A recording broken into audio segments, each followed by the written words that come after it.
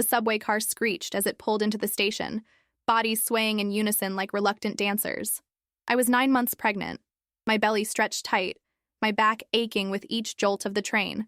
New York in August was merciless, the humidity making the air inside the subway car feel like wet cotton pressing against my skin. A kind stranger, an elderly man with kind eyes and silver-rimmed glasses, had offered me his seat moments before. I had sunk into it with quiet gratitude, one hand cradling my swollen belly, the other gripping my worn leather purse. Just 3 more stops until home, 3 more stops until I could kick off my swollen feet and rest. That's when I felt his presence. Daniel, my husband of 3 years, loomed over me, his mother Diane standing beside him with that expectant look she always carried, like the world owed her comfort simply because she demanded it. "Stand up," Daniel said, his voice low at first. I looked up, confused. "What?" His fingers gripped my wrist, tight enough to leave marks. "Stand up. My mother deserves the seat." The subway car fell into stunned silence. Eyes turned toward us, some curious, others horrified. I staggered to my feet, one hand instinctively protective over my child, the other still caught in Daniel's grip. The train lurched forward and I stumbled, barely catching myself on the silver pole. Whispers rippled through the car. A woman gasped. A man shook his head in disgust. My knees trembled as shame flooded me, hotter than the subway's stale air. Diane slid into my seat without a word of thanks, adjusting, her designer purse on her lap, a smirk of satisfaction playing at the corners of her mouth. And then, like a sudden shift in gravity, an older woman near the doors rose. Mrs. Agnes Walker, known by everyone in our Brooklyn neighborhood as simply Miss Agnes, stepped forward. Her gray hair was pulled back in a neat bun, her scarf draped elegantly around her shoulders, and her eyes burned with a wisdom that silenced the carriage. She looked directly at Daniel, then at his mother Diane, and said 3 words that echoed like thunder across the subway car. "Shame on you." The crowd seemed to exhale collectively. Someone muttered, "She's right." Another nodded vigorously. Daniel froze, his hand still clutching mine, but weaker now, his face pale. Diane shifted uncomfortably, pretending not to hear. And in that moment, something inside me cracked open. Not just anger, but clarity. This wasn't just about a seat on the subway. It was about 3 years of diminishment. 3 years of my voice growing smaller while Diane's grew louder in our marriage. 3 years of Daniel choosing his mother over his wife. In that humiliating moment, as strangers witnessed my husband's betrayal, I finally saw the truth I had been hiding from myself. I wasn't just losing a seat. I was losing myself. And I knew, with my baby kicking inside me as if in agreement, that something had to change. I met Daniel Parker on a rainy Tuesday at the Little Book Nook in Brooklyn. I was sheltering from a sudden downpour, browsing through dog-eared paperbacks and inhaling the comforting scent of old books and fresh coffee. "You've been staring at that same page for 10 minutes, a voice said beside me. "Must be a really profound passage." I looked up to see a man with warm brown eyes and an easy smile. His coat was damp from the rain, and he held a steaming cup of coffee in each hand. "I bought an extra," he said, offering me the second cup. Seemed like the kind of day that needed more caffeine. That was Daniel.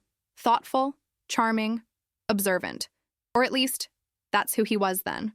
We spent the afternoon talking about books, about my work as a kindergarten teacher and his career in architecture. Rain tapped against the windows as hours slipped by unnoticed. By the time the storm cleared, I knew I wanted to see him again. And when he asked for my number, I gave it without hesitation. Our courtship was swift and sweet. Weekend trips to the Catskills, picnics in Prospect Park, late nights talking about our childhoods, our dreams, the family we might build together someday. 6 months after we met, Daniel proposed on the Brooklyn Promenade, the Manhattan skyline glittering behind him like a constellation of earthbound stars. "Hannah Wright," he said, down on one knee. "Will you build a life? With me?" I said yes through happy tears, and for a moment, the world seemed perfect. We married in a small ceremony at my parents' backyard in Queens. My father, Henry, walked me down the aisle with tears in his eyes. "You sure about this, sweetheart?" he whispered as we approached the altar.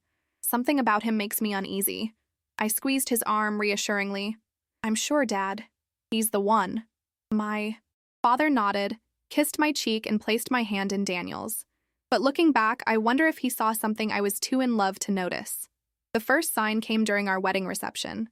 Daniel's mother, Diane, cornered me by the dessert table. her smile tight and her eyes calculating.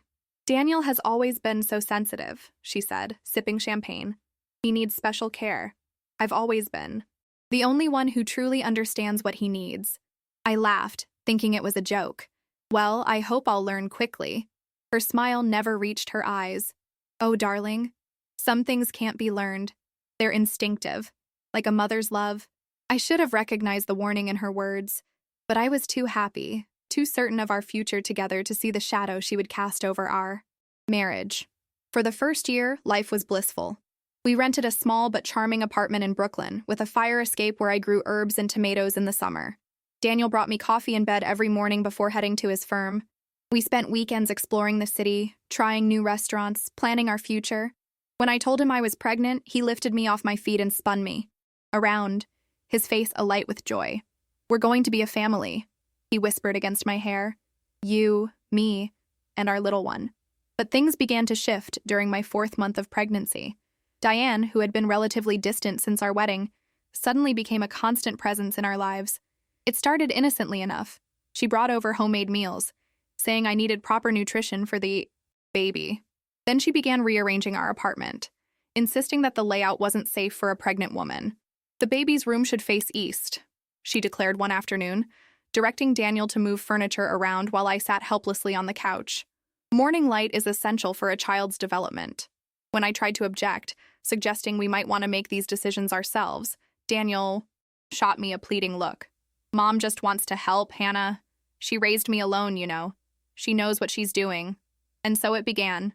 The slow, steady erosion of my authority in my own home, in my own marriage, even over my own pregnancy. Daniel, always eager to please his mother, became her willing accomplice in my diminishment. By my 7th month, Diane was at our apartment almost daily. She criticized my cooking, too spicy for the baby, my choice of clothing. Those maternity jeans look cheap. Even the way I walked. You're waddling too much, it's not attractive. Each criticism came wrapped in a veneer of concern, making it difficult to object without seeming ungrateful. And Daniel, rather than defending me, began echoing his mother's criticisms. Mom's right, he'd say. You should eat more vegetables. Mom thinks you're pushing yourself too hard at work. Mom says first-time mothers often make mistakes. My doctor noticed my growing distress during checkups. My blood pressure was rising, my sleep deteriorating. Stress isn't good for you or the baby, Dr. Miller warned during my 8th month. Is everything okay at home? I wanted to tell her the truth, that I felt like a stranger in my own life, that my husband seemed to be forgetting who he had married, that I was drowning in Diane's constant presence. But I couldn't form the words. Just normal pregnancy anxiety, I lied. Dr. Miller didn't look convinced, but she nodded. Try to rest more. And remember, Hannah, your well-being matters just as much as the baby's. If only Daniel had understood that. If only I had made him understand. Instead, I retreated further into silence, hoping that after the baby was born, things would return to normal. That Daniel would remember the man he had been when we met. Thoughtful, kind, mine. I didn't realize then that the subway incident was coming. That public humiliation would be the breaking point. That soon, I would have to choose between the marriage I thought I had and the dignity I knew I deserved. The morning of the subway incident started like any other. Daniel had left early for work, kissing my forehead distractedly before heading out. I struggled to get ready for my final week at school before maternity leave. As the kindergarten teacher, I wanted to properly say goodbye to my students before disappearing for several months. Diane called as I was putting on my shoes. Daniel tells me you're still working. That's ridiculous in your condition. I sighed, cradling the phone between my ear and shoulder. It's my last week, Diane. I want to finish properly. When I was pregnant with Daniel, I worked until the day I delivered. But then again, I've always been exceptionally strong. This was her favorite refrain. How much stronger? More capable, more maternal she was than me. I had learned not to argue. I'll be fine, I said. I'm taking the subway, and it's only half a day. The subway? In your condition? Well, I suppose if you insist on being reckless, I should accompany you. I'll meet you at your apartment in 20 minutes. Before I could object, she had hung up. I considered leaving early to avoid her, but my swollen ankles and aching back had slowed me down. By the time I was ready, she was knocking at the door. Diane swept into the apartment, immaculate in a tailored navy dress and pearls, looking more like she was headed to a luncheon than the gritty subway. Daniel couldn't bear the thought of you traveling alone, she announced. He asked me to accompany you. I doubted this was true, but I was too tired to argue. We headed to the subway station together, Diane chattering about how she'd already bought the perfect christening gown for the baby. It's important to honor traditions, she said as we descended the stairs to the platform. Daniel wore the same gown, and his father before him. I hadn't been consulted about christening plans. I hadn't been consulted about much of anything lately, but I nodded, conserving my energy for the day ahead. The platform was crowded with morning commuters. When the train arrived, Diane pushed ahead of me, securing herself a spot near the doors. I followed more slowly, one hand protectively on my belly, the other gripping the handrail.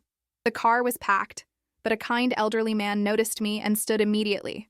"Please, take my seat," he said. I thanked him sincerely and lowered myself gratefully into the seat.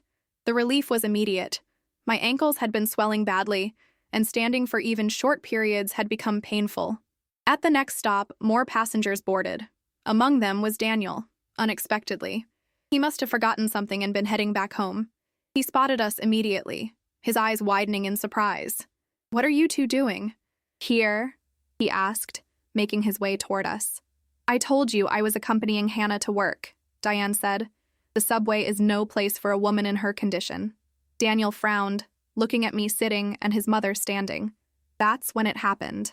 Something shifted in his expression, a hardness I'd rarely seen. "Stand up," he said to me, his voice low. When I didn't immediately respond, his fingers wrapped around my wrist. "Stand up. My mother deserves the seat." The car fell silent. Every eye turned to us. I felt the heat of embarrassment and shame flood my face as I struggled to my feet. Diane slid into the seat without a word, arranging herself comfortably. That's when Mrs. Agnes Walker stood up. I had known her since moving to the neighborhood. She ran the local community garden and was respected by everyone. Her voice, when she spoke those 3 words, "Shame on you," carried an authority that couldn't be ignored. Daniel's grip on my wrist loosened. He looked around, suddenly aware of the many disapproving faces. A young man in work boots stood up.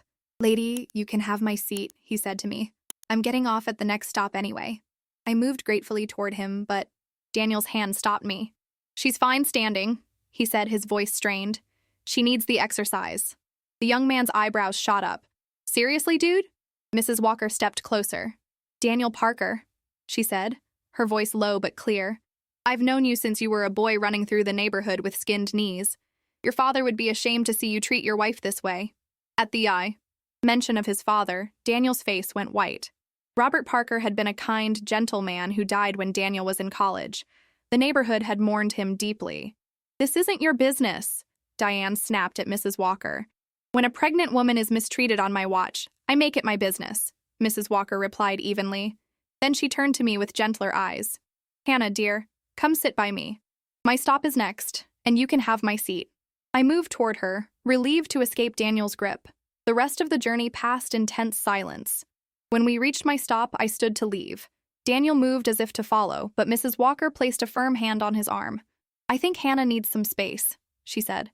"And you, young man, need to remember who you are." I stepped off the train alone, my mind reeling from what had just happened.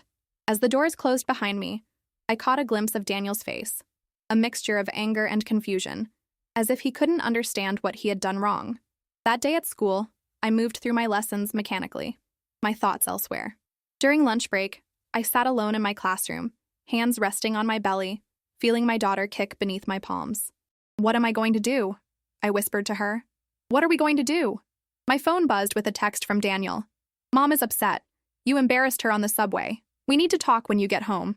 No apology, no recognition of how he had humiliated me, just concern for his mother's feelings. I didn't reply. For the first time, I was seeing clearly. This wasn't a rough patch or a misunderstanding. This was my future if nothing changed. Always coming second, always being diminished, always watching my daughter learn that this was what a woman should accept. When I returned home that evening, Daniel and Diane were waiting. The apartment smelled of Diane's cooking. She had made dinner, of course. "Hannah," Daniel began, his tone conciliatory but his eyes hard. "We need to discuss what happened this morning." "Yes," I said, surprising myself with the steadiness in my voice. "We do." Mom was very upset by that old woman's interference. You should have defended her. I stared at him, incredulous. Defended her? Daniel, you pulled me, your 9 months pregnant wife, out of a seat on a crowded subway so your perfectly healthy mother could sit down. And you think I should have defended her? Diane sniffed. Pregnancy isn't an illness, Hannah. In my day, women didn't expect special treatment just because they were carrying a child. I turned to her, something breaking free inside me. This isn't about special treatment, Diane. It's about basic respect. Something neither of you showed me today. Daniel stepped between us. Hannah, you're being dramatic. Mom just needed to sit down. And I didn't? I'm carrying your child, Daniel. Keep your voice down, he hissed. You're upsetting Mom. That's when I knew. In his world, there was only one woman whose feelings mattered, and it wasn't me. It had never been me. I'm going to stay with my father tonight, I said, moving toward the bedroom to pack a bag. I need some space. Daniel followed me. You're overreacting. Mom says stress isn't good for the baby. No, Daniel. What isn't good for the baby is watching her mother be disrespected every day. What isn't good is growing up thinking this is what love looks like. As I packed my overnight bag, my hands were steady. For the first time in months, I knew exactly what I was doing. I was choosing myself. I was choosing my daughter. I was choosing dignity. When I left that night, Daniel didn't try to stop me. He just watched from the doorway, his expression confused, as if he couldn't understand what had gone wrong. But I knew. And walking away, one hand cradling my belly, I felt lighter than I had in months. The subway incident hadn't broken me. It had awakened me. My father's house in Queens was exactly as I remembered it from childhood. Slightly shabby, but impeccably clean, with the scent of coffee perpetually hanging in the air. Dad had kept it mostly unchanged since Mom died 10 years ago. Her books still lined the shelves, and her favorite armchair still sat by the window. Stay as long as you need, sweetheart, he said as he carried my bag to my old bedroom. This is your home, too. That night, I cried myself to sleep in my childhood bed, one hand resting on my belly, feeling my daughter kick as if in solidarity. In the morning, my father asked no questions, but simply placed a mug of decaf coffee and a plate of whole wheat toast before me. Whatever you decide, he said, his weathered hands wrapping around his own mug. I'm with you. Daniel called repeatedly throughout the day. I let most calls go to voicemail, but finally answered in the afternoon.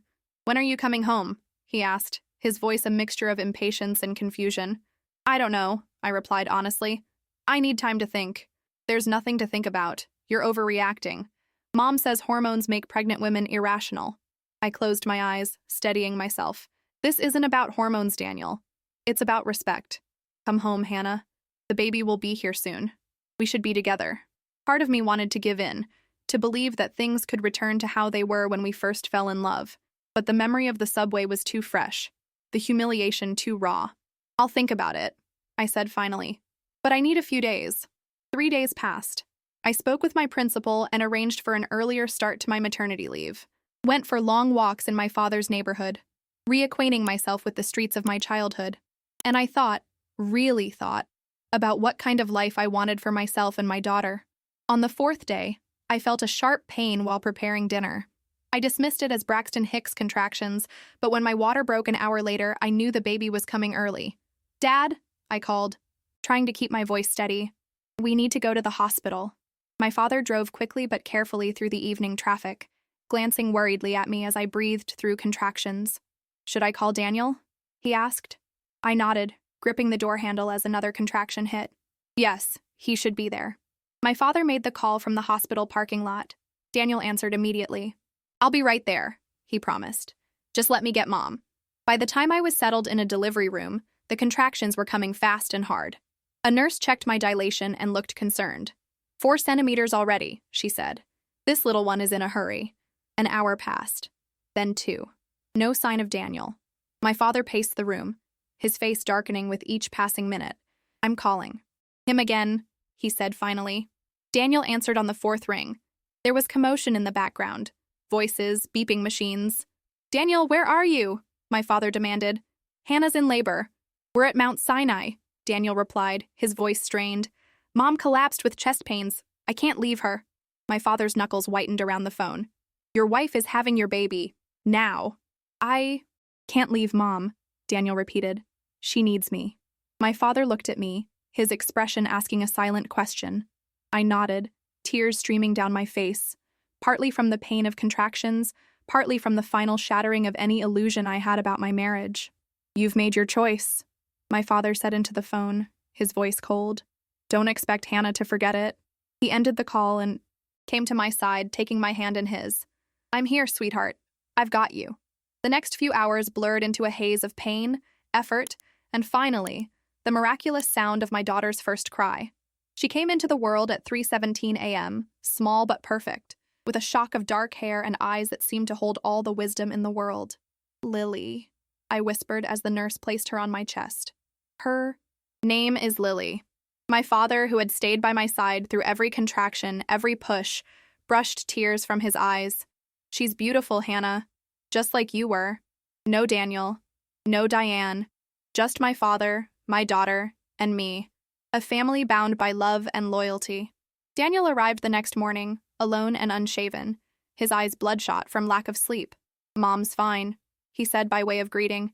It wasn't a heart attack, just anxiety.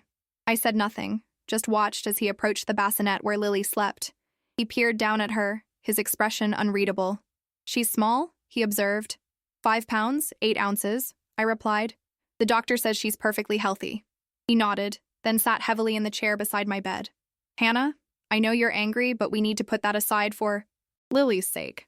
Mom and I think you should come home tomorrow. Mom's prepared the nursery exactly as she thinks it should be. I looked at him, really looked at him, and saw not the man I had fallen in love with, but a stranger. A man who had chosen his mother over his wife and child at the most critical moment of our lives. No, I said simply. What do you mean, no? I mean no, Daniel. Lily and, I won't be coming home with you. Daniel's face contorted with disbelief. You can't be serious. I've never been more serious about anything in my life, I replied, my voice steady despite my exhaustion. Lily stirred in her bassinet, tiny fingers flexing. This is ridiculous, Daniel hissed, mindful of the baby but unable to contain his frustration. You're emotional after giving birth. You're not thinking clearly. I almost laughed. How predictable that he would dismiss my decision as mere emotion, as if clarity could only exist in its absence. I'm thinking more clearly than I have in months, I said. You abandoned me during labor to be with your mother. That wasn't a small oversight, Daniel. That was a choice that revealed everything. Mom needed me. She thought she was having a heart attack. And I was giving birth to your child. My voice broke slightly, but I steadied it. Your priorities couldn't have been clearer. Daniel ran his hands through his disheveled hair. So what, you're punishing me now? Using our daughter as leverage? I shook my head, suddenly too tired for anger. This isn't about punishment. It's about protection. For Lily and for me. Protection? From what? From your husband? From your mother-in-law who only wants what's best for her grandchild? Protection from being diminished every day. From being told my feelings don't matter. From being humiliated in public. I looked directly into his eyes. Protection from raising a daughter who thinks that's what love looks like. Daniel stood abruptly. You're being dramatic. When you've calmed down and thought this through rationally, call me.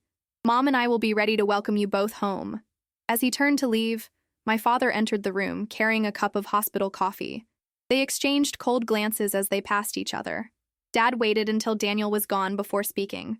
You okay, sweetheart? I nodded, tears finally spilling. I will be. 2 days later, Lily and I were, discharged from the hospital. My father helped us settle into his home, converting his study into a makeshift nursery. The simplicity of it, a borrowed crib, a rocking chair that had been my mother's, walls still lined with my father's books, stood in stark contrast to the elaborate nursery Diane had designed in our Brooklyn apartment. But it felt safe. It felt like a place where I could breathe. The first week passed in a blur of sleepless nights, diaper changes, and the wonder of getting to know my daughter. Daniel called daily, his messages alternating between pleas and demands. Diane left voicemails about how I was tearing apart the family and depriving Lily of proper care. I let the messages pile up, focusing instead on the miracle in my arms. Lily had my eyes and Daniel's chin, a perfect blend of us both. When she slept against my chest, her tiny heart beating alongside mine, nothing else mattered. But reality couldn't be held at bay forever. 2 weeks after Lily's birth, a knock came at the door. My father answered it. his voice carrying up the stairs to where I was nursing Lily. She doesn't want to see you right now, Daniel. I have a right to see my daughter. Daniel's voice was tight with barely controlled anger. You have legal rights, yes, but right now, Hannah and Lily need peace and stability. My mother is in the car. She hasn't even met her granddaughter yet. My father's voice hardened. And whose fault is that? If you had been by Hannah's side during labor instead of running to Diane, you all would have met Lily together. This is ridiculous. I'm coming in. There was a scuffle, the sound of my father's firm stance preventing entry. Not today, Daniel. Call first next time. And come alone. The door closed firmly. I heard Daniel's muffled shouts from outside, then the sound of a car door slamming. I held Lily closer, kissing her forehead, promising her silently that she would know only love and respect in her life. That evening, as my father and I sat in the living room, Lily sleeping in her bassinet beside us, he asked the question I'd been avoiding. What's your plan, Hannah? You can stay here as long as you need. You know that. But eventually, I nodded, understanding his concern. I've been thinking about it. I need to file for legal separation, at minimum. Maybe divorce. The word hung in the air between us. Divorce. The end of what I had once believed would be my forever. If that's what you decide, I'll support you, my father said quietly. But be prepared. Daniel won't make it easy. And Diane. We'll make it hell. I finished for him. I know. The next morning, I called a lawyer, Catherine Martinez, recommended by my college roommate who'd gone through her own difficult divorce. Catherine was direct and compassionate during our initial consultation. Given the circumstances, his abandonment during labor, the pattern of emotional abuse influenced by his mother, we have strong grounds for a favorable custody arrangement, she explained. But I need to be honest with you, Hannah. This could get ugly. I'm prepared for that, I said, though my voice wavered slightly. Catherine's expression softened. Collect evidence. Text messages, voicemails, witness accounts of incidents like the subway. Document everything. I began keeping a detailed journal. Every call, every text, every uninvited visit from Daniel or Diane. I saved the voicemails where Diane threatened to take that baby because I was clearly unstable. I noted the time Daniel came to the house smelling of, alcohol, demanding to see Lily, and had to be turned away by my father. 3 weeks after Lily's birth, the situation escalated. I was in the backyard, Lily napping in her bassinet beneath the shade of an old maple tree, when I heard Diane's voice from the side gate. I know she's in there. I have a right to see my granddaughter. I moved quickly, gathering Lily into my arms just as Diane pushed. Through the gate, Daniel trailing behind her with an expression that mixed embarrassment and determination. There she is, Diane said, eyes locked on Lily's sleeping form. Give her to me. Let me hold my grandbaby. Please leave, I said firmly, backing toward the house. You weren't invited here. Diane advanced toward me. This is ridiculous. Daniel, tell her she's being ridiculous. Daniel stepped forward. Hannah, you can't keep our daughter from us forever. This has gone on long enough. I never said forever, I replied, continuing to back away. I said I needed space and time. Barging into my father's yard unannounced isn't respecting that. Respect? Diane scoffed. What about respect for family, for tradition? That baby should be christened in the Parker family gown in the Parker family church. Her name is Lily, I said, my voice rising despite my effort to stay calm. And she's my daughter. I decide what's best for her right now. Our daughter, Daniel corrected. And Mom's right. The christening is important. We've already spoken to Reverend Thomas. It's set for next Sunday. I stared at him in disbelief. You scheduled a christening without consulting me? We knew you'd be difficult about it, Diane said dismissively. Women get so emotional after giving birth. My doctor gave me tranquilizers after Daniel was born. Perhaps you should consider something similar. That was it. The final straw. Both of you. Leave now, or I'm calling the police. Daniel's face darkened. You wouldn't dare. I shifted Lily to one arm and pulled out my phone with my free hand. Try me. For a moment, we stood in silent standoff. Then my father emerged from the house, alerted by the raised voices. I think you both should go, he said calmly but firmly. This isn't helping anyone, least of all Lily. Daniel hesitated, then took his mother's arm. This isn't over, Hannah. You can't keep my daughter from me. As they left, Diane turned back, her eyes cold. You'll regret this. The Parkers have connections in this city. We take care of our own. It sounded like a threat, and I took it as one. That night, after filing a report about the incident with my lawyer, I sat in the rocking chair in the makeshift nursery, Lily asleep in my arms. The weight of what lay ahead felt overwhelming. Legal battles, custody disputes, the emotional toll of dismantling what was supposed to be forever. "I'm sorry," I whispered to Lily. "I wanted to give you a whole, happy family, but I promise you this. You will grow up knowing you're valued, knowing you deserve respect, knowing your voice matters." And in that moment, despite the uncertainty ahead, I knew I was making the right choice. Not the easy one, but the right one. For both of us. The legal process began with formal separation papers delivered to Daniel at his office rather than our apartment. My lawyer advised this approach, suspecting that Diane might intercept anything sent to the home. Catherine had been right about one thing. It got ugly fast. Daniel's initial response was a barrage of texts that oscillated between anger and pleading. "You're being completely unreasonable. I miss you. I miss Lily. My mother is devastated. We can work this out." I replied to only one. All communication should go through our lawyers now. This enraged him. The next day, he showed up at my father's house with flowers and stuffed animals for Lily. When I refused to let him in, he left everything on the doorstep with a note. "I'm not giving up on our family." Diane's approach was more direct and far less sentimental. She began spreading rumors in the neighborhood, telling anyone who would listen that I was suffering from postpartum psychosis, that I had stolen her granddaughter, that I was turning Daniel against his own mother. She even approached some of my kindergarten colleagues, implying that my mental state made me unfit to return to teaching. But Brooklyn is a small community in many ways. Word travels. And Mrs. Agnes Walker, the same woman who had defended me on the subway, became an unexpected ally. When she heard what Diane was saying, she began countering the narrative with her own observations. "I saw how that young man treated his pregnant wife," she told the neighborhood book club, which included several influential local women. And it wasn't the first time either. Hannah is a brave young woman protecting herself and her child. 3 weeks into the separation, Daniel's lawyer proposed a custody arrangement, joint legal custody, with Lily splitting time between households once she was no longer breastfeeding. There was one condition that made my blood run cold.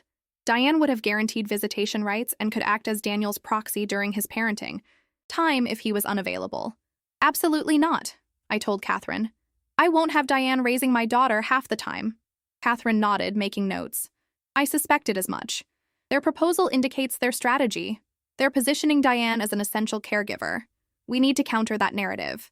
Our counterproposal emphasized my role as primary caregiver and requested supervised visitation for Daniel initially, with no visitation rights for Diane.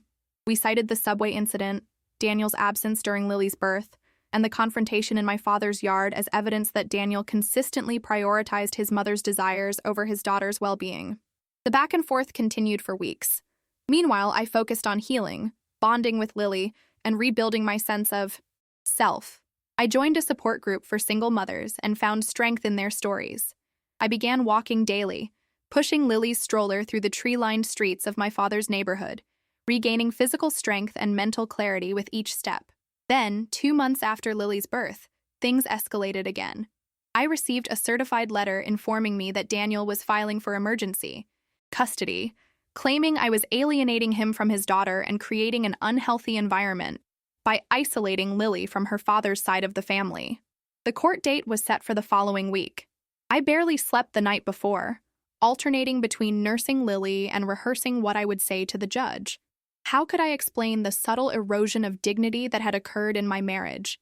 How could I make a stranger understand that this wasn't about keeping Lily from her father, but about protecting her from patterns that would shape her understanding of her own worth? The family court was a sterile, intimidating place. Daniel and Diane sat on one side of the courtroom, both impeccably dressed, Diane in a conservative navy suit that screamed, "Respectable grandmother." Daniel looked tired but determined. He didn't meet my eyes.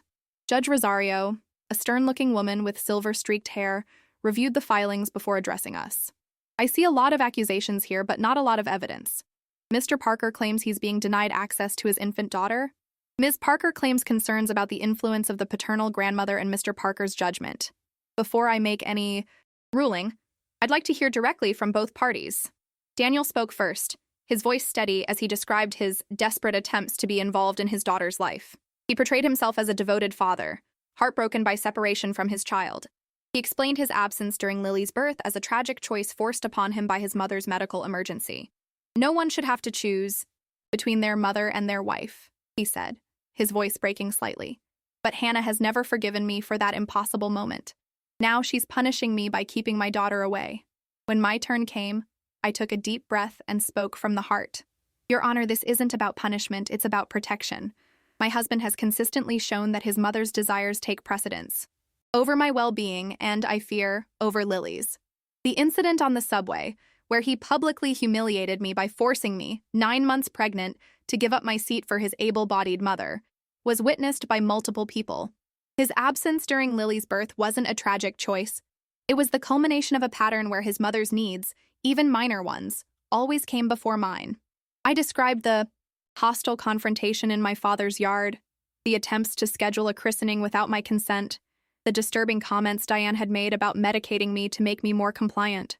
I want Lily to know her father, I concluded, but I need to know that when she's with him, she'll be respected, valued, and protected, even from her grandmother's inappropriate influence, if necessary. Judge. Rosario listened carefully, occasionally making notes. Then she addressed Daniel directly. Mr. Parker, is it true that you forced your wife to give up her seat on the subway when she was 9 months pregnant? Daniel shifted uncomfortably. It wasn't exactly like that. My mother needed to sit down. And your wife, carrying your child, did not? It was a complicated moment. The judge turned to me.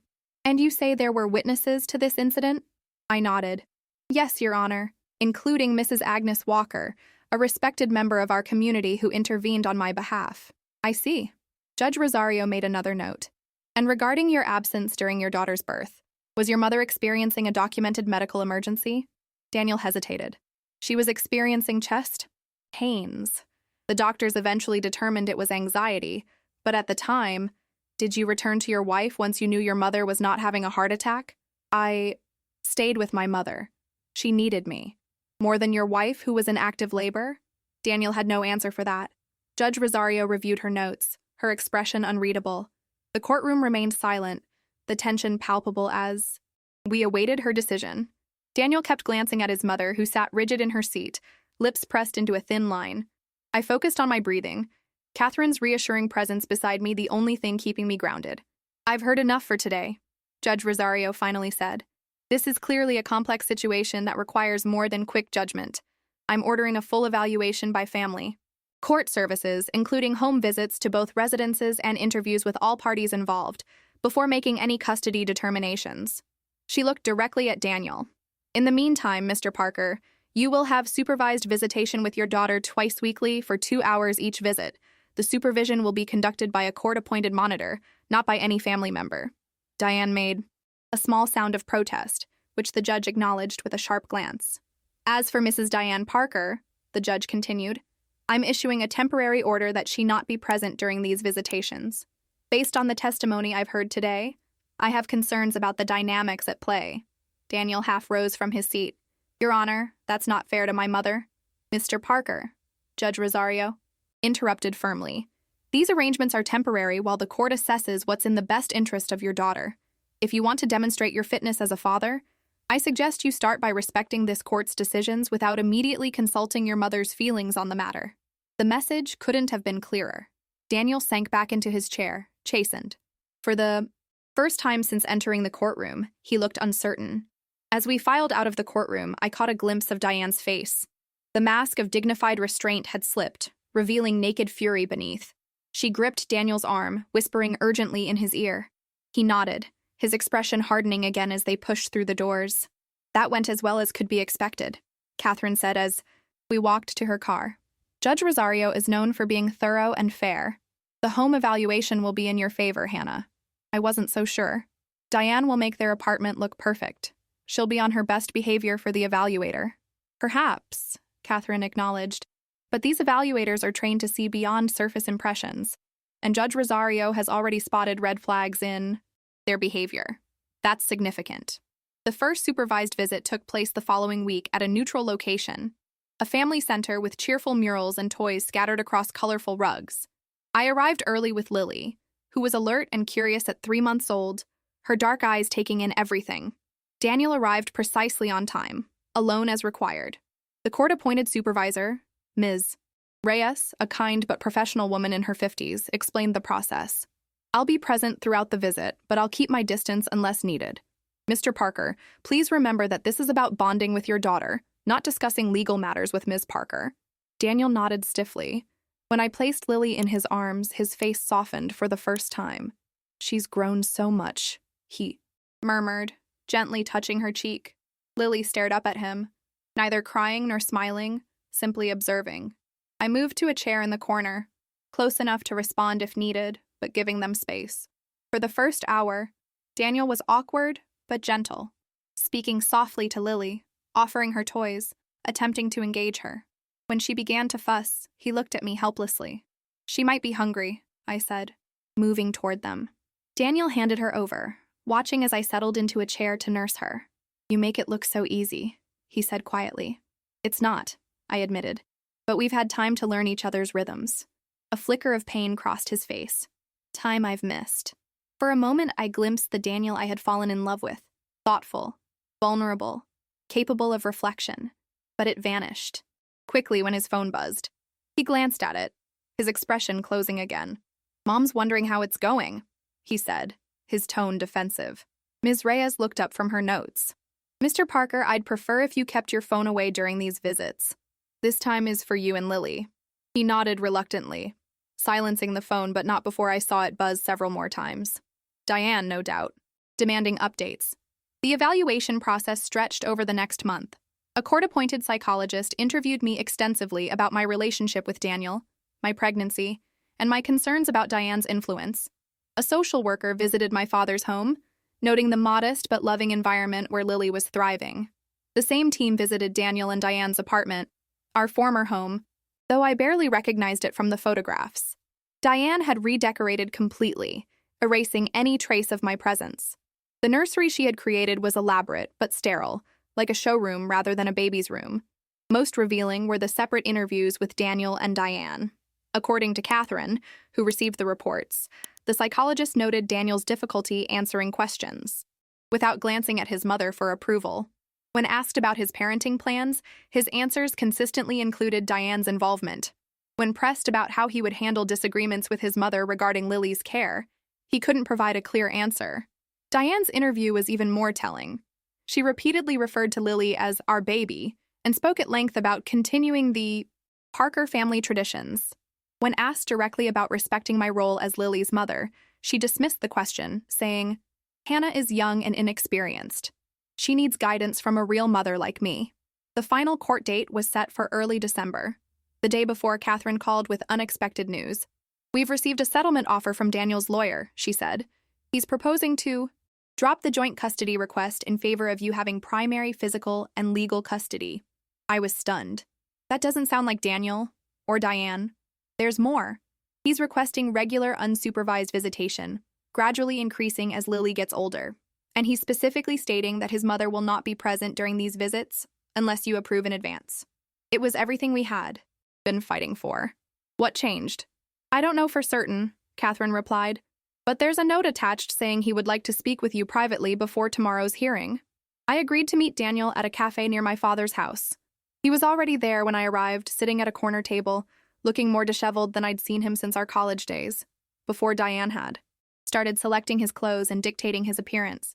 Thank you for coming, he said as I sat down. He looked around. Is Lily with your father? I nodded. She's napping. Dad's watching her. I studied his face, noting the dark circles under his eyes. Your lawyer sent a settlement offer. Daniel nodded, wrapping his hands around his coffee mug. I wanted to explain in person. The evaluation. It made me see things I didn't want to see. I waited, not making it easier for him. The psychologist asked questions no one has ever asked me before. About my childhood, about Mom, about why I always defer to her. He took a shaky breath. He suggested that our relationship isn't healthy. It's not, I said quietly. I know that now, or I'm starting to know it. He looked down at his hands. When he asked me to imagine Lily at your age and imagine her in a relationship like mine with my mother, I couldn't bear it. I wouldn't want that for her. Something shifted in my chest. Not forgiveness exactly, but recognition. That's why you changed your custody request? Partly, also because he hesitated. The evaluator's report was clear. I'm not ready to be a father. On my own. Not without a lot of work. Not without establishing boundaries with mom that I've never had before. Is Diane aware of your decision? A flash of something like pride crossed his face. No. For the first time in my adult life, I've made a decision without consulting her. She'll be furious when she finds out. She'll try to change your mind, I warned. She always does. I know. That's why I've also done something else. He reached into his pocket and withdrew a slip of paper. I've started seeing a therapist, twice a week, someone who specializes in enmeshment and codependency. I was speechless. This was so far from what I had expected that I didn't know how to respond. I'm not asking you to take me back, Daniel continued. I understand that I've broken something that might not be fixable, but I want to be a father Lily can respect. A father who puts her needs first. And I can't do that until I fix whatever is broken in me that made me treat you the way I did. For the first time in months, I felt something like hope, not for our marriage, but for Lily's relationship with her father. It won't be easy, I said finally. Diane won't let go without a fight. No, but I have to try, for Lily's sake. And he looked directly at me. For my own sake, too. I don't like who I became with you. I don't like that I hurt you. The next day in court, Judge Rosario reviewed the settlement agreement carefully. She questioned Daniel directly about his change of heart, seeming satisfied with his answers. Diane sat in the gallery, her face a mask of barely controlled rage as she realized what was happening. Mr. Parker, Judge Rosario said, I commend your willingness to recognize areas where growth is needed. This agreement prioritizes your daughter's well-being while giving you the opportunity to build a healthy relationship with her. She turned to me. Ms. Parker, do you accept the terms of this agreement? I nodded. Yes, Your Honor. Then I am approving this custody arrangement as submitted. She signed the document and handed copies to both lawyers. I hope you both focus on what matters most, giving your daughter the stable, loving environment she deserves. As we left the courtroom, Diane intercepted Daniel, gripping his arm tightly. What have you done? She hissed. This is unacceptable. We'll appeal immediately. Daniel gently, but firmly removed her hand. There's no we in this decision, Mom. This is about my daughter, my relationship with her. You need to step back. Diane's face contorted with shock. After everything I've done for you, this is how you repay me? By siding with her? I'm not siding with anyone except Lily, Daniel replied, his voice steady. And I need to ask you something I should have asked a long time ago. Please respect my decision. It wasn't a complete transformation. It wasn't a fairy tale ending. But as I watched Daniel walk away from his mother without looking back, I felt the first fragile tendrils of respect for him beginning to grow again. Not as my husband, but as Lily's father. And perhaps, someday, as his own man. Winter melted into spring. Lily grew from a curious infant into an energetic 8-month-old who could scoot across the floor with alarming speed, her dark curls bouncing as she explored her world. Her first word was Dada, spoken during one of Daniel's visits, bringing tears to his eyes. Her second was No, which she used with impressive frequency and conviction. Daniel had kept his word about therapy, sometimes sharing insights from his sessions during the handovers. He never asked to reconcile, seeming to understand that bridge had burned. Instead, he focused on being present for Lily during his visitation days, gradually learning her routines, preferences, and the small signals that indicated hunger or tiredness. Diane remained a complex shadow in our lives. She had not given up easily, attempting several times to insert herself into visitations. Once, she happened to be at Daniel's apartment when he was supposed to return Lily to me. Another time, she appeared at the park where Daniel had taken Lily to play. Each time, Daniel had asked her to leave, tentatively at first, then with increasing firmness as his therapy progressed. After one particularly difficult confrontation where Diane had reduced him to a stammering adolescent in front of Lily, he made the decision to move out of the apartment they had been sharing. He found a small place in Brooklyn Heights, closer to my father's house, and began the painful process of establishing boundaries with his mother. I wasn't privy to their private battles, but I saw the toll they took on him. Some days he looked hollowed out, exhausted by the constant effort of resisting patterns, established over decades. Other days there was a new lightness to him, as if each small act of independence created space for something new to grow. My own life was evolving too. With my father's encouragement, I had applied for a teaching position at a progressive elementary school near his house. The interview had gone well, the principal impressed by my portfolio and teaching philosophy. They offered me a kindergarten position starting in the fall, with the flexibility to bring Lily to their on-site childcare center. "You're rebuilding," my father observed one evening as we sat on the porch, watching fireflies emerge in the gathering dusk. Lily was already asleep upstairs, exhausted from a day of determined crawling. "I'm trying," I admitted. "Some days it feels impossible." "What's the hardest part?" he asked, his voice gentle. I considered the question, trusting myself again. I keep wondering how I missed the signs with Daniel, how I didn't see what was happening until it was too late. My father reached over and squeezed my hand. "You were in love, and love, real love, involves trust. You couldn't have known how things would unfold. I should have seen it coming when he never stood up to Diane even before we were married. Maybe. Or maybe you believed he would grow, change, evolve. That's not naive, Hannah. That's hope. And hope is never something to be ashamed of." His words stayed with me, a comfort on the days when doubt crept in, when memories of my failed marriage threatened to overshadow the new life I was carefully constructing. As summer approached, I began looking for an apartment of my own. As grateful as I was for my father's support, I knew it was time for Lily and me to have our own space. I found a sunny 2-bedroom in a family-friendly neighborhood in Queens with a small balcony, perfect for container gardening, and a park within walking distance. Daniel helped with the move, carrying boxes and assembling furniture without complaint. It was a strange echo of when we had first set up our marital home, but the dynamic was entirely different now. More like friendly colleagues than former spouses, united by their shared love for a small, determined human. "This is a nice place," he said as we took a break, sitting on the floor with takeout containers between us while Lily napped in her portable crib. "You've done well, Hannah."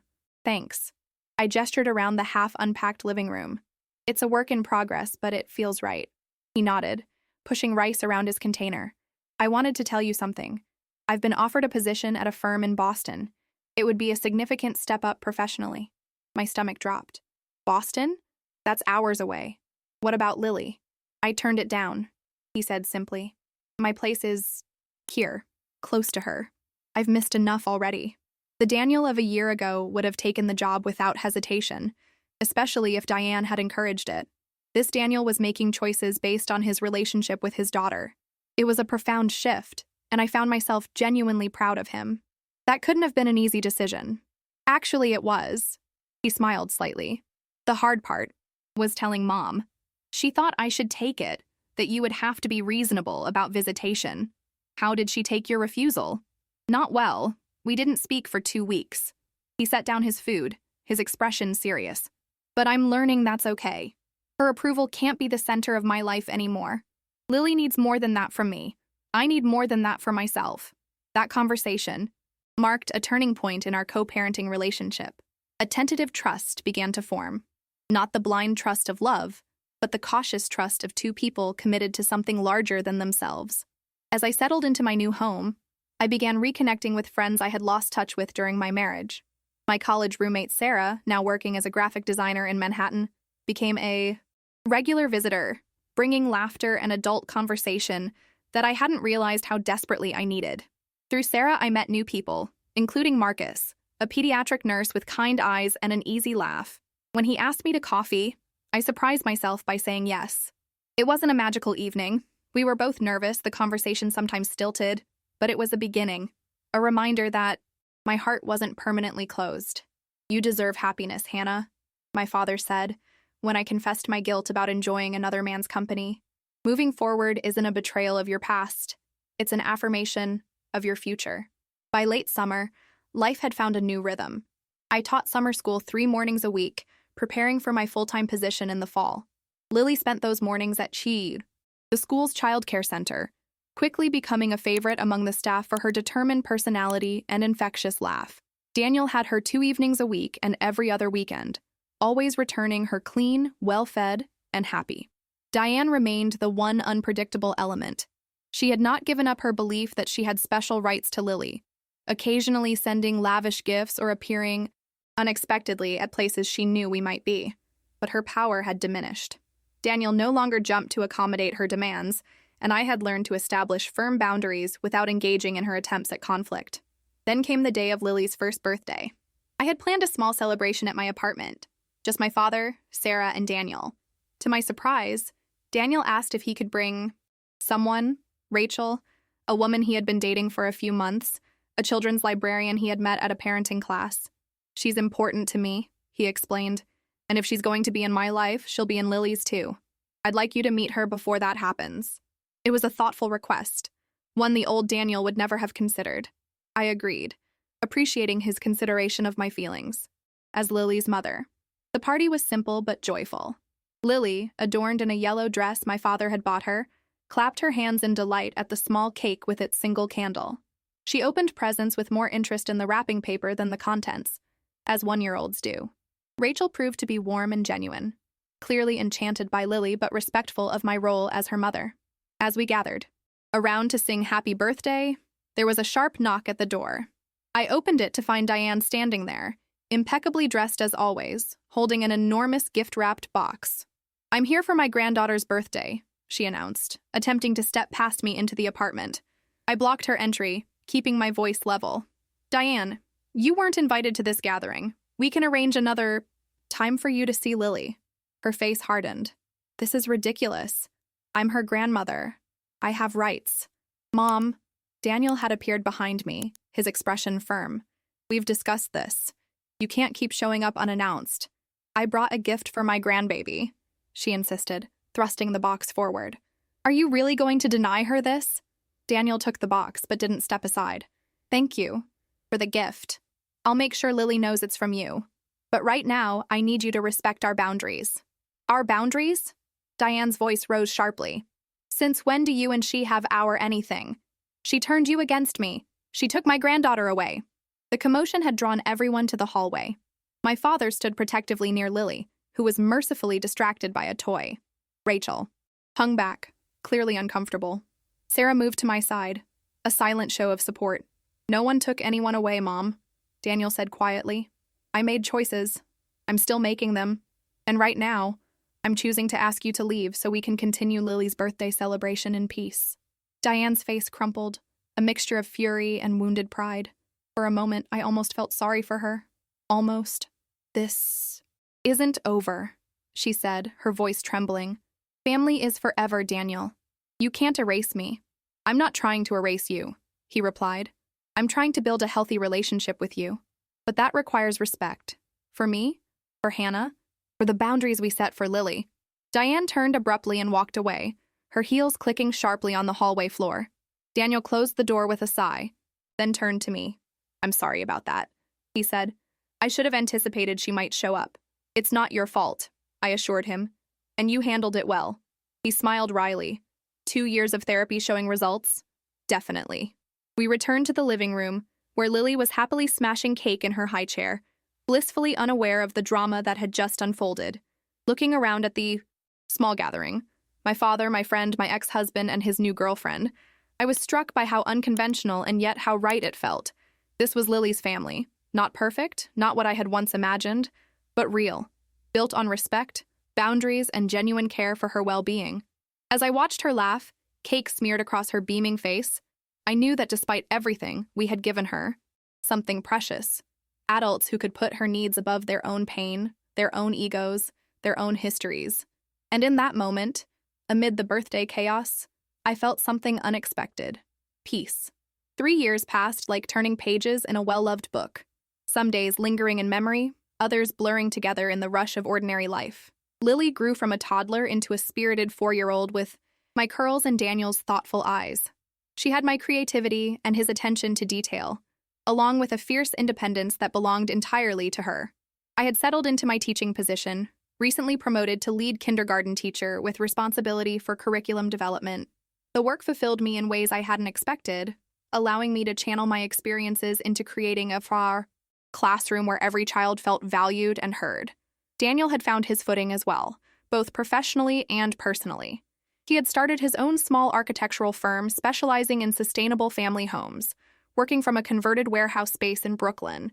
His relationship with Rachel had deepened over the years, They were now engaged, planning a small ceremony for the following spring. Our co-parenting arrangement had evolved from cautious cooperation to genuine partnership. We coordinated schedules easily, supported each other's decisions regarding Lily, and even occasionally spent holidays together when it made sense for her. The wounds of our past had scarred over, no longer raw and painful but still visible if you knew where to look. Diane remained the most complicated figure in our constellation. After the confrontation at Lily's first birthday, Daniel had insisted on family therapy sessions with her. Some went better than others. Progress came in microscopic increments. A slightly more respectful tone here, a small acknowledgement of boundaries there. She would never fully transform, but she had at least learned that her access to Lily depended on her behavior. As for me, I had been dating Marcus, the pediatric nurse, for nearly 2 years. He had become an important part of Lily's life, patient and kind with her, respectful of Daniel's role as her father. We weren't rushing toward marriage, both scarred enough by past relationships to move cautiously, but there was a quiet certainty between us that felt nothing like the whirlwind romance of my youth and everything like the steady love of adulthood. Life had found its new normal, not perfect, but rich with meaning and connection. Then came an ordinary Tuesday morning that brought everything full circle. I was taking Lily to her preschool, running slightly late after she had insisted on changing her outfit 3 times. We hurried toward the subway station, her small hand warm in mine, her backpack bouncing as she skipped alongside me. "Mommy, can we get ice cream after school?" she asked, her mind already racing ahead to the day's end. "We'll see," I replied, the universal parent response. "Depends on how the day goes." The subway platform was crowded with the usual morning commuters, students with backpacks, professionals with coffee cups, construction workers in neon vests. Lily pressed against my side, momentarily shy in the face of so many towering adults. When the train arrived, we squeezed aboard, finding a narrow spot to stand near the doors. Lily clung to my leg, suddenly overwhelmed by the crush of bodies and the lurching movement of the car. "Up, Mommy," she pleaded. "I can't see." I lifted her into my arms, balancing her on my hip while gripping the overhead rail. At 4, she was getting heavy for this, but I couldn't resist her need for security. At the next stop, more passengers crowded in. An elderly woman with a cane stood near us, looking frail and unsteady as the train jerked forward. "Lily," I whispered, "would you mind if we offered that lady a chance to hold on to this pole? She needs it more than we do." Lily nodded solemnly, her eyes wide, with concern for the woman. I shifted sideways, making space for the elderly passenger to grip the pole.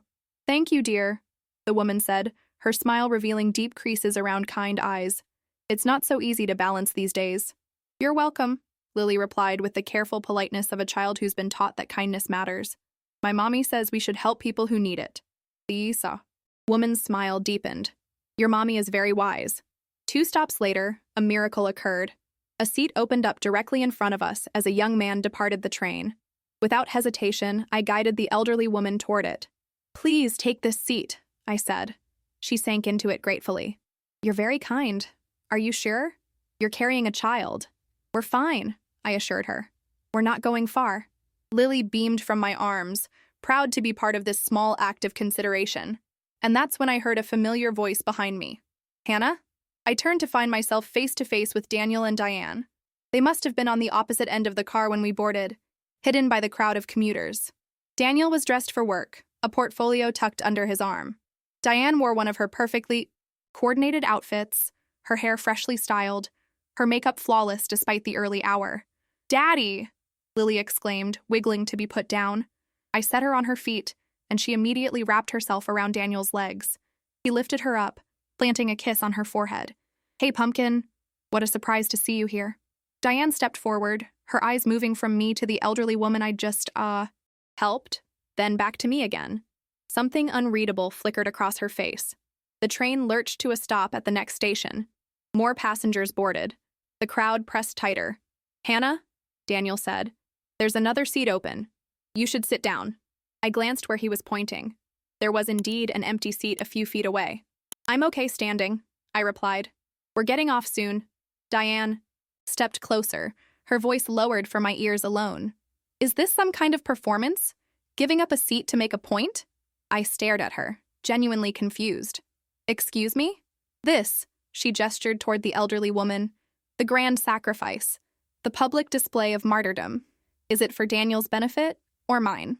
It took me a moment to understand what she was implying. When I did, I almost laughed at the irony. 3 years had passed, but Diane was still seeing the world through the distorted lens of her own making, where every action had an ulterior motive, where kindness was merely strategic, where her perception was the only reality that mattered. Not everything is about you, Diane, I said quietly. Sometimes offering a seat to an elderly person is just common decency. Daniel, who had been chatting with Lily, caught the edge of our exchange. He set Lily down, keeping hold of her hand, and moved closer to us. Is everything okay? He asked, his gaze moving between us. Before I could answer, Mrs. Agnes Walker, the very same woman who had stood up for me years ago on another subway car, spoke up from where she sat across the aisle. I hadn't even noticed her there, but she had clearly been observing the interaction. Daniel Parker, she said, her voice carrying that same quiet authority I remembered so well.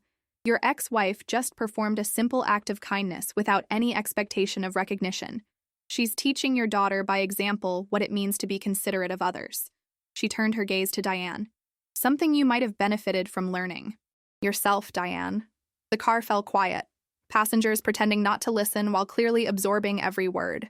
Diane's face flushed. I don't need lectures on kindness from... Mom, Daniel interrupted firmly. Not here. Not now. The subway screeched to a halt at our stop. This is us, I said, reaching for Lily's hand. We need to go, or we'll be late. Daniel nodded, then surprised me by saying, I'll walk out with you. Mom, I'll meet you at the office later. Diane's mouth opened in protest, but for once, she seemed to recognize that the moment called for restraint. She gave a tight nod and remained on the train as we exited. On the platform, Daniel adjusted Lily's backpack straps while she bounced impatiently, eager to get to her friends at preschool. I'm sorry about that, he said. Mom was, well, being mom. It's okay. And strangely, it was. Diane's barbs no longer had the power to wound me. Some things never change. And some things do, he replied, looking at me with genuine respect. You were right, you know, about everything. About her influence. About what I needed to do to be a good father to Lily. I was just too enmeshed to see it. I smiled, surprised by this unexpected moment of acknowledgement. We've all grown since then. Daddy, are you coming to school too? Lily asked, tugging at his hand. Not today, Pumpkin. But I'll see you tomorrow after work, remember? We have our special daddy-daughter date at the museum. She nodded enthusiastically. The Dinosaur Museum. That's right. The Dinosaur Museum. He crouched to her level, straightening her. Little jacket. Be good for your teachers today, okay? I love you. Love you too, Daddy. As he stood, our eyes met over Lily's head. There was no romantic spark, no lingering attachment, but something equally valuable had taken its place. Mutual respect, shared purpose, and the quiet satisfaction of having created something good from the ruins of our past. We should go, I said, checking my watch. Have a good day, Daniel. You too, Hannah. As Lily and I climbed the stairs to the street, her small hand secure in mine, I felt a sense of completion. The subway had been where my marriage's fatal flaw had been exposed for all to see. Now, years later, another subway ride had confirmed how far we had all come. Daniel in his growth, me in my healing, and Lily in her bright secures. Childhood built on the foundation of our hard-won wisdom. Later that evening, after Lily was tucked into bed with her favorite stuffed penguin, I sat on my small balcony with a cup of tea, watching the lights of Queens twinkle in the growing darkness. Marcus was working the night shift at the hospital, so I had a rare evening to myself, a chance to reflect. My phone buzzed with a text from Daniel. Rachel and I were wondering if you and Marcus would like to join us for dinner this weekend. No special occasion. Just thought it might be nice for the four of us to connect before the school year gets too busy. I smiled, appreciating the simple normalcy of the invitation. 3 years ago, I couldn't have imagined sitting across a dinner table from my ex-husband and his fiancée without a knot of pain in my chest. Now it seemed not just possible, but pleasant. I texted back, we'd like that. Saturday? And should we bring Lily or get a sitter? His response came quickly. Saturday works, and let's make it adults only. Mom's actually offered to watch Lily if that's okay with you.